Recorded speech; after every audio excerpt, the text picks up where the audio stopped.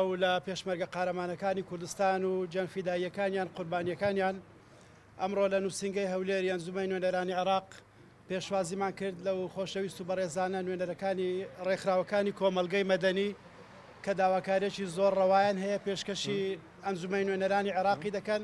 ئێمەش بەڕێزەوە وەری دەگرین و ئەیگەێنین بە شوێنی مەبەست. ئەمەوێ لێرەدا ئاماژە بە چەند خاڵێکی گرنگ بکەم سەبارەت بە سوپای عێراقی. خۆشبەختانە لە دوای ڕوخانی ڕژێمی بەعەسلەوە سەردەمی بریمەر ئەو سوپایە درڕندەیە هەڵوەشێنراوە بە فەرمی و بەشێک لە سەرکردەکانی ئەو سوپایە کە دەستیان هەبوو لە تاوانەکان دژی خەڵکی کوردستان و گەلانی عێراق درانە دادگا و بەشێکیان فەرمانی لە سێدارەدانیان بۆ دەرچوو لە سێدارەش دراون، بەشێکیان ئێستا لە زیندانەکان بە زەلیلی ماونەتەوە. بەڵام ئەوە هەمووی ناکاتە قەرەبووکردنی زامەکانی خەڵکی کوردستان کە بە درێژایی شۆڕشەکانی لە سەردەستی ڕژێمە یەک لە دوایەکانی عێراق تووشی چەندین مەرگە ساد بووە و من لێرەوە ڕای دەگەێنم ئێستاش خەڵکی کوردستان مەترسی جینۆساید و دووبارە هێرشی هەر لەسەرە. بۆیە خەڵکی کوردستان پێویستی بە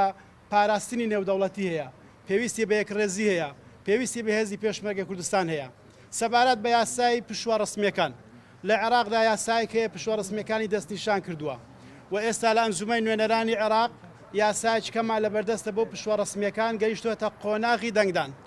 و ڕەنگە لە هەفتەی داهاتوو کە دەچینەوە پەرلەمان ئەم یاسایەت دەنجی لەسەر بدرێ. بەنسبەت هەرێمی کوردستان بە پێی دەستوری عێراق ڕێگە بە هەرێمی کوردستان دراوە هەر یاسایەکی ئیتیحادی کە نەگونجێ لەگە بەرژەوەندەکانی خەڵکی کوردستان هەمواری بکاتەوە بیگۆڕی، کەواتە هەرێمی کوردستان لە ئێستاوە دەتوانێت پشوێک ڕابگەینە بە ناوی ڕۆژی پێشمەرگە و پشووی فەرمی سوپای عێراقیش هەڵبوەشێنێتەوە.